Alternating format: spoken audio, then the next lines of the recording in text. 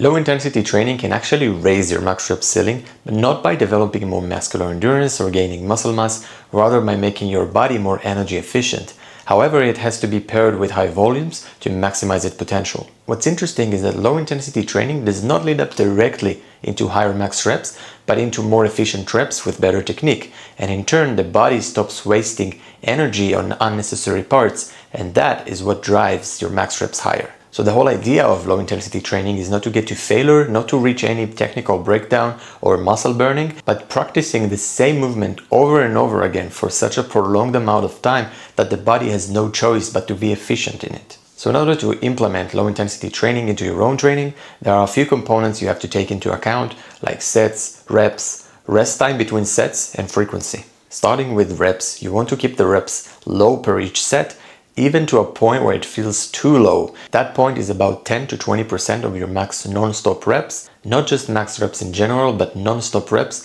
where you do a single set of the most amount of reps you can until you need to rest to complete one more rep. So you take 10 to 20% of that number and perform that for each set. However, you have to take into account that each rep has to be perfect, or at least better in your intention, so your body gets used to perfect technique over time and builds the right habits to perform it on the best way possible. When talking about sets, it's more important to think as the total volume. So you know you have a fixed amount of reps per set and you want to combine it to a few sets that leads up to a greater amount of volume than you used to do.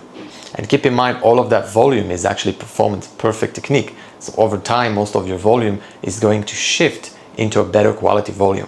And I can't really disclose a perfect amount of volume because it depends on person to person and scenario to scenario, and depends when you do that low intensity training, whether it's a warm-up, a cool down, or maybe a session by its own. If you include your low intensity sets in the warm-up, it should be as much as possible that it does not interfere with the main sets. So usually it would be around a few minutes and 100% of your max reps. If you perform it as a cool down, you can take that number even higher, as long as it does not interfere with future trainings and not ruining your recovery. That number could be up to 3 or 4 times your max reps. If you do it as a session by its own, it could be even higher, but again, as long as it lets you recover fully to the next training. Now, about rest between sets, there are a few ways, but I recommend 2 ways. One of them is EMOM, which is the most basic one. It's really easy to track, it's very easy to progress with it, and it's very time efficient. We know there is a fixed amount of reps per set, which is 10 to 20%. We know there is a fixed amount of volume, whether it's a warm-up, a session of its own, or a cool down after a session, and that you take the amount of time combined, and you do that as an EMOM training. The second way is a little bit more advanced, so I won't recommend you if you're a beginner, and this is resting by intuition.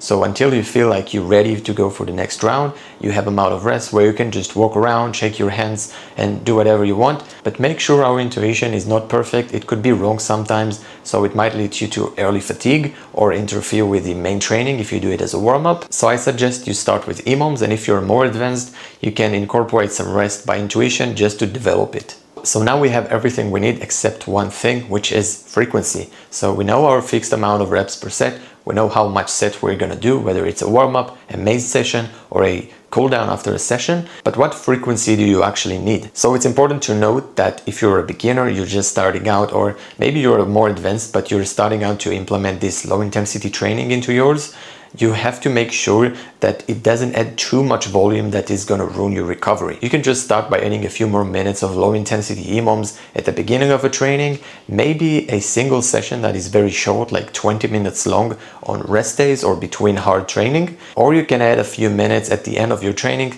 and over time just build it up. There's basically no ceiling to low intensity training because it's such an effective training which does not lead up to heavy fatigue, so you just build it up over time, but only make sure you have enough time to recover between one session to another, and you can even implement that every day in your trainings. Just make sure you have one full rest day a week to actually recover and let your body the rest it needs. So here are a few examples of low intensity training. Whether you're training for pull-ups, you can add a few more minutes at the beginning of your warm-up just to add a little bit more volume, get used to the technique, like 5 to 10 minutes of EMOM with 10% of your max reps. You can also add at the end of your training a block of low intensity EMOMs, like 10 to 20 minutes of EMOMs, 10 to 15% of your max reps. You can also go a little bit higher, but you will probably be fatigued from the main sets. So make sure to keep it low and not reach any technical breakdown, muscle burn, or muscular failure. You can also combine exercises together and do it for rounds. For example, a 10-minute EMOM of pull-ups, push-ups, and squats.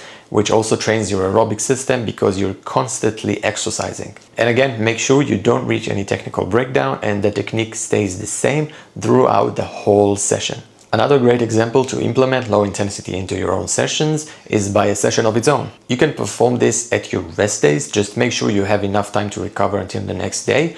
Usually it doesn't take more than a day to recover as long as you keep it low intensity. So 10 to 15 minutes of EMOM of 10% your max reps and build it up over time, first by minutes and then going out by reps per set. So just to summarize it all, the whole idea of low intensity training is to enhance your energy efficiency and have a better technique in your reps, which in order makes your body more efficient in energy. It doesn't waste too much energy per rep like it used to do, so your max reps goes higher at the same amount of effort. You can implement that as a warm-up, as a session of its own, or even as a cool-down after sessions. Just make sure you have enough time to recover and gradually build over time the amount of volume that you work with so you can take enough time to recover. So I hope you guys enjoyed the video. If you learned something new, make sure to press the like button and subscribe for more content like this, and it also really helps my channel to grow. If you have any questions or comments, comment down below. I see all the comments so I won't miss yours, and see you in the next one. Ciao.